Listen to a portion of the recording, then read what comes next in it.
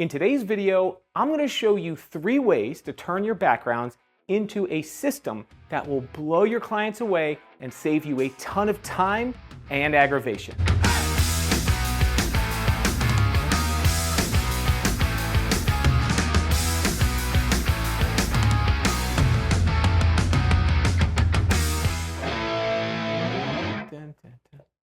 When you're ready. I'm ready. I'm always ready. Welcome back to Adorama TV. My name is Gary Hughes, and back with me on the camera is Caleb from Spectacle Photo. I've also got 2 incredible models with me today, Andres and Tabitha from Art by Light Photography. They're friends and colleagues of mine, and they do incredible work. You can check them out on Instagram at Art by Light Portraits. And don't forget to check out the description for links to the gear I'm using, and let's get into it. For tip number 1, our goal here is simple: to create samples of all the backgrounds I typically use for corporate headshot jobs.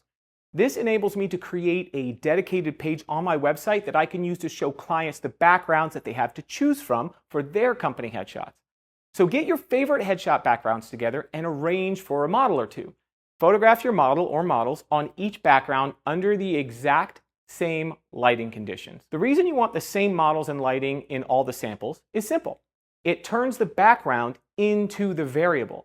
When a client is looking at a gallery of options, they're not getting distracted comparing different faces or different poses. They're just comparing backgrounds side by side on equal footing.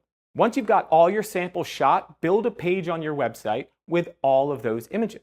Now, when a corporate client books you for a team or event, you've got a ready-made menu of options. That's not just convenient, that's part of your client onboarding process now. It's faster for you, and it's a better experience for them. And here's tip number 2.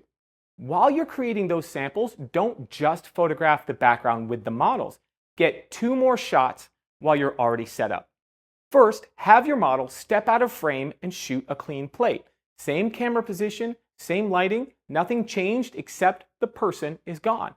When I do this, I like to focus on the subject, then turn off autofocus and have the subject step away.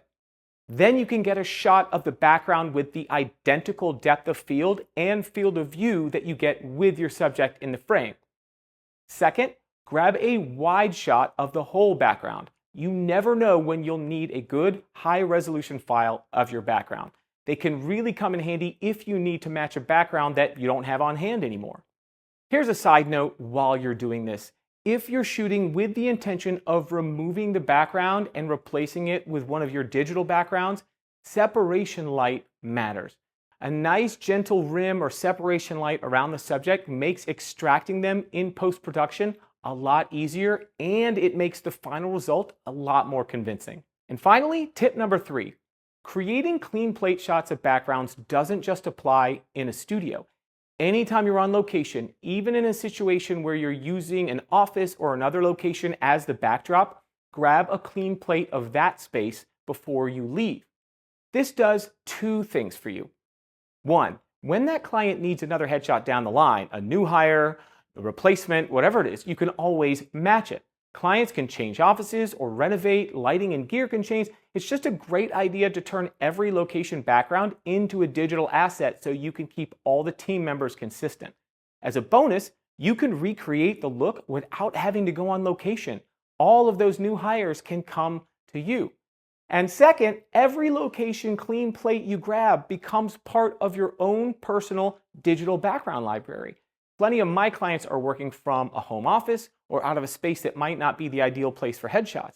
If they happen to want a location as an option, I've got plenty of custom digital backgrounds that I can offer them. So if everything you just saw has you thinking about systemizing even more of your processes, here's where you can take it a little bit further. Think about building style guides for your corporate clients with image samples, camera settings, lighting diagrams, and even the digital background. This is huge for consistency, especially if that client has offices spread across the country or across the world. It's not just nice for them, it's a product you can sell. Companies care a lot about their headshots looking the same across every office, every department, every new hire. A style guide is how you can deliver that, and it's something you can charge for separately from the shoot itself. So that's 3 ways to build a real system around your backgrounds so you're not stuck trying to match one in camera months or years later.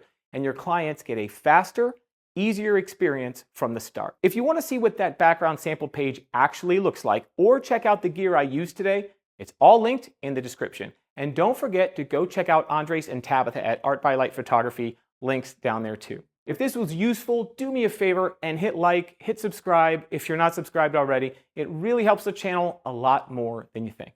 I'll see you in the next one.